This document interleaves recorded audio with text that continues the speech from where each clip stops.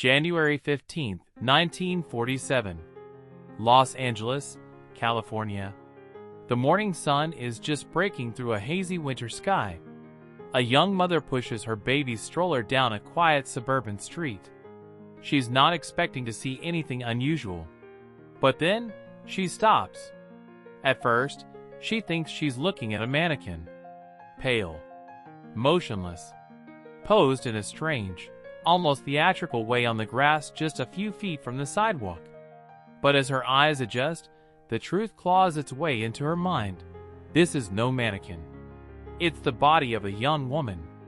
Naked, mutilated, and shockingly, sliced in half at the waist.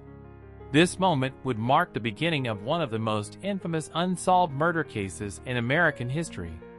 The world would come to know her as the Black Dahlia.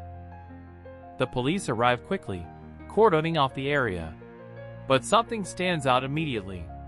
Despite the horrifying condition of the body, deep cuts, mutilations, and the impossibly clean severing, there's no blood at the scene. Not a drop. This isn't where she died. Whoever killed her had done it somewhere else, drained the body, and then deliberately placed it here in a position designed to be found. The victim is a mystery, at least for the first hour. But then the Los Angeles Police Department calls in the FBI for help. And in just 56 minutes, using a then cutting-edge sound photo machine, basically an early fax, they send fingerprints to Washington, D.C. The answer comes back: Elizabeth Short. Elizabeth was only 22 years old. She had left her home in Massachusetts in search of a new life under California's bright lights. She wanted to be an actress, like so many others drawn to Hollywood's promises of fame and fortune. But Hollywood was a city of dreams and predators. Friends described her as friendly, stylish, and mysterious. She wore sheer black dresses, carried herself like a star, and left an impression wherever she went. Some even said she was playing a role in her own life, a noir heroine straight out of the movies.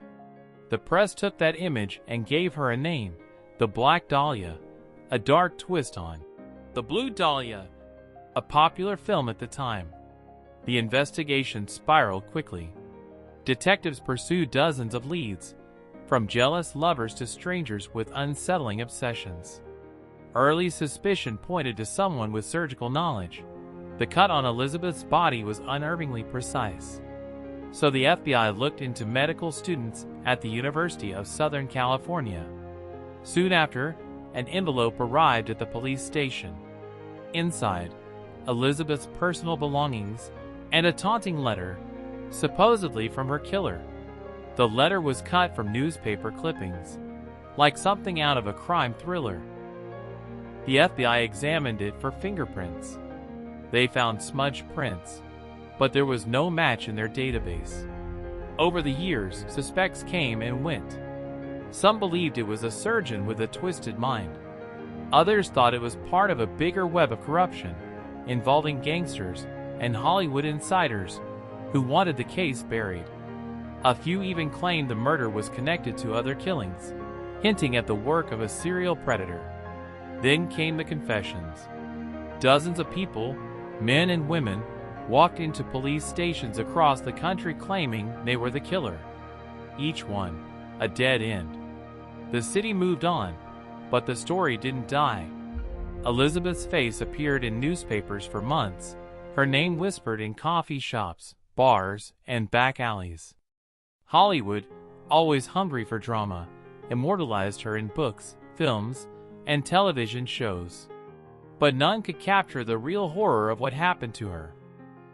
And here's the truth: after decades of theories, confessions, and accusations, no one has ever been charged. The killer's name remains unknown. Maybe they walked among the people of Los Angeles for years. Maybe they vanished into another life. Or maybe they never left. Elizabeth Short's life ended in brutality, but her story became legend. The Black Dahlia isn't just a murder case. It's a haunting reminder that evil can hide behind charm, behind beauty, behind the glitter of Hollywood itself. And somewhere in the shadows of 1947 Los Angeles, someone knew exactly what happened. What do you think happened to Elizabeth Short? Who do you believe killed the Black Dahlia?